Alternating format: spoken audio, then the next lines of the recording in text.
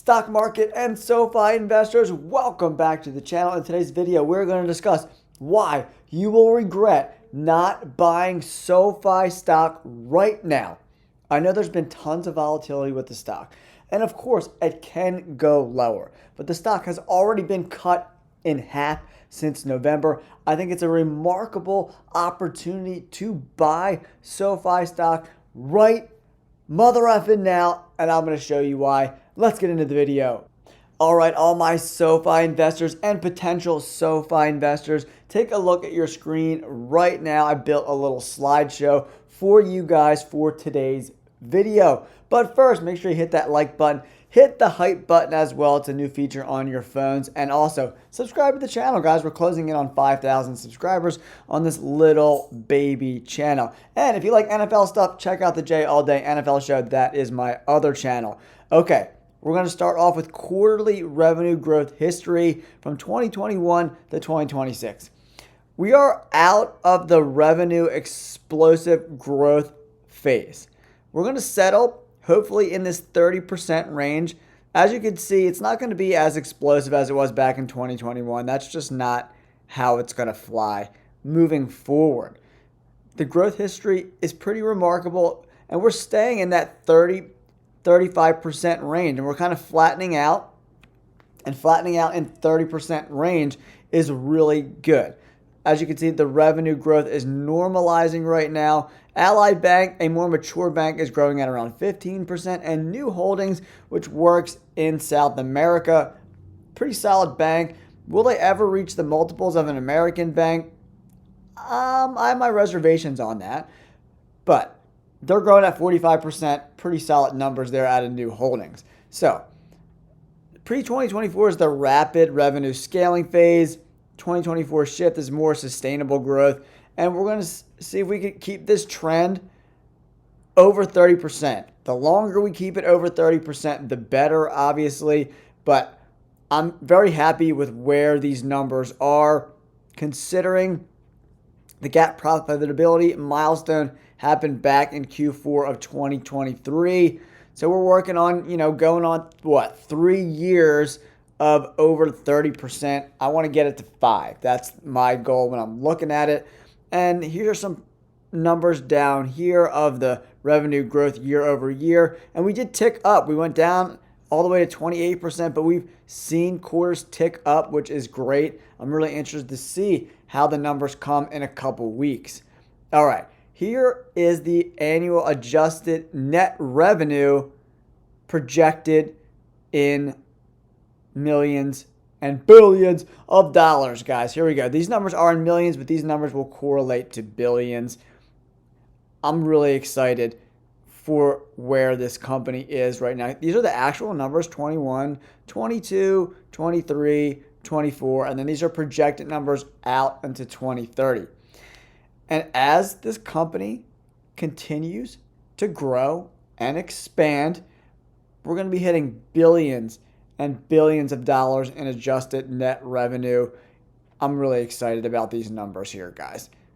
All right, and here's how the revenue mix is split up. Lending is at 48%, tech platform around 12%, financial services at 40.1%. We're going to see, hopefully, this financial services cross over 50% very soon.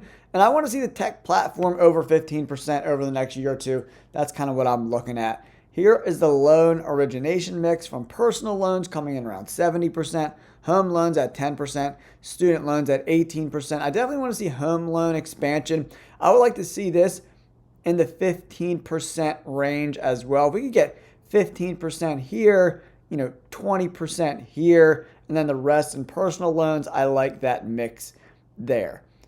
And total originations in Q4 2025 was $10.5 billion. Okay, here's the SoFi Technologies EPS growth projections from 26 to 2030. Right now, they are calling for 61 cents in EPS this year. Anthony Noto and his management team. Compound annual growth rate between 38 and 42% through 2028. And I'm hoping we could stick over 30% 2030 and beyond. So this is the expectations of 2028. A couple years away, doubling our EPS between $1.10 and $1.25. I wouldn't be surprised if we saw 70 cents here in 2026. Anthony Noto knows the game, so he's going to come in with numbers a little lower than their probably actual projections are. So I'm assuming 70 cents, and maybe by 2028 we double up to $1.40, $1.50, maybe even $1.60 in EPS.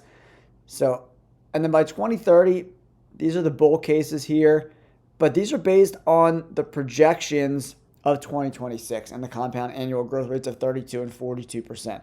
So if we come in at 70, 75 cents, obviously these numbers with this compound annual growth rate, they're going to expand a lot. It could be towards $2 per share and earnings per share in that $2 range, maybe by 2030. So I'm excited about that for sure. Okay, SoFi quarterly PE ratio history. This is one of the main reasons why this is a great time to buy SoFi stock. And I think you will regret not buying in at these levels. Peak PE, 130. So back even in what? 2025-ish, we're still way above where we're at right now in that 60 range. Q2 2024, we're at 97.8. So right now we're at 42.1 trailing 12-month PE ratio. So pre-2024 losses as the company scaled its digital banking products. 2024 peak, the high initial PE is when companies first become profitable. These PE ratios, you can't really use them to value companies when they first become profitable, but we've been profitable for quite some time now. So these numbers are going to start to be more relative to how we value this company right now. And the recent stabilization, as we see right here, current PE ratios of new holdings at 42.1 and PE of Ally Financial is at 40.1. And remember, Ally Financial is only growing at 15%. So would you rather a company with a 40 PE growing at 30 and 40%, or Ally Financial PE at 40 only growing 15%? So that's just one of the many reasons why I think this company is a steal here. And as the stock price goes down, this PE ratio will get better. And remember, earnings are coming up. I expect earnings to increase, so that's going to reflect on these numbers and bring that price to earnings ratio down even more, in my opinion. Just another reason why I think it's a great time to buy right now. Okay, now we're going to go over the price to sales ratio. Peak price to sales coming in at 9.5. The first GAAP profitability quarter, Q4 2023. We've been profitable ever since that quarter. And in this chart right here, we kind of see the price to sales each quarter and years. 2024 was at 7. We're cheaper than that. 2024, 6.7. We're cheaper than that. So I'm really excited about this price to sales ratio. Again, when we report earnings, it's going to reflect in these numbers and potentially drive them even lower right now. So price to sales wise, we're trading cheaper than new holding, and Ally Financial is only trading at a 1, which is a pretty solid buy on the price to sales ratio. But the growth is so little that that's why they're at this multiple of less than 1. So if you're growing at 30, 35, 40%, you're going to warrant a higher multiple. So right now, as you can see, we've just been getting cheaper and cheaper and cheaper and cheaper and cheaper, and we're settling in that 6 times price to sales. Very, very cheap right now, considering back in Q1 of 2024, we were at 9.5. And it's been steadily going down quarter after quarter for quite some time. I think if you're getting SoFi under a 6 price to sales, I think that's a good time to buy. Under 5 is a no-brainer buy for sure, in my opinion. All of these ratios look pretty favorable for SoFi right now. What looks even more intriguing right now for SoFi stock is the forward PE. That's looking out at projected earnings. That's a great way to kind of see where analysts are predicting the stock to go. And right now, the current forward PE is 18.5. And if we take a look at the history right now, initial forward PE valuation was at 40 times earnings. Right now, it's at 18.5. It was just a few quarters ago at 22. I think this is screaming a buy.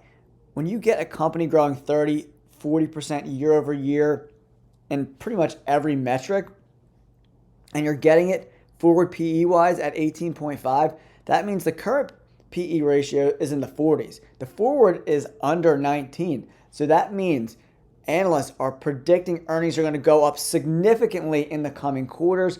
That's a time you really want to consider buying a stock when there's a big discrepancy between the trailing 12-month PE and the forward price to earnings ratio. Coming in at 18.5, the lowest it's been since they become profitable. This is screaming buy. The forward PE ratio of New Holding, a company that is compared to SoFi a lot, is at 25.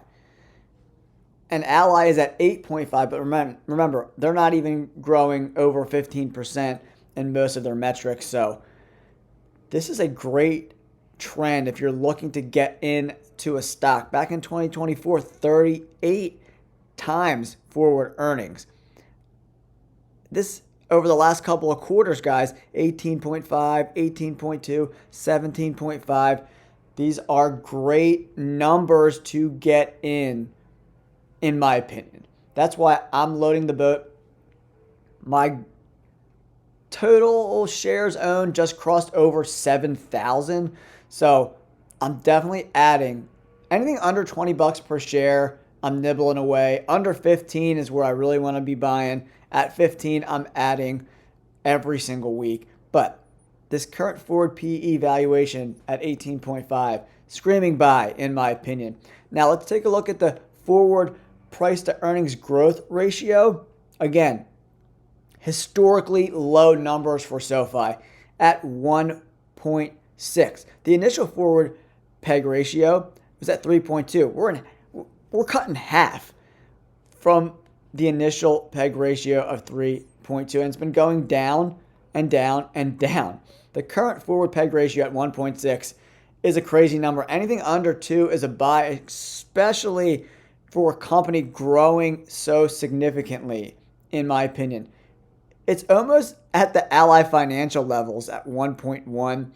It's cheaper from a peg ratio than New Holdings, and we're growing at a very similar rate. If we just take a look at this chart, it's just been going down and down and down and down and down. And this multiple compression is not warranted because we're still growing over 30% year over year. And the quarter after quarter is even more than that. Improved earnings execution and price to earnings growth compression. So the execution for their earnings is getting better and better quarter after quarter. And we're just getting less valuable from this peg ratio scenario. It makes no sense in my brain why this company is trading at a 1.6 forward price to earnings growth ratio for a company growing so significantly. Another reason why I think most people are going to look back on this time and regret not adding to their SoFi position. This is the projected gross profits, values in billions from 2021 to 2023. This is the actual in 2024, 2.67 billion. We're projected to do 3.6 billion, 4.7 billion in 2026. Woo, baby. And then the sky is the limit for where these gross profits can go at these rates.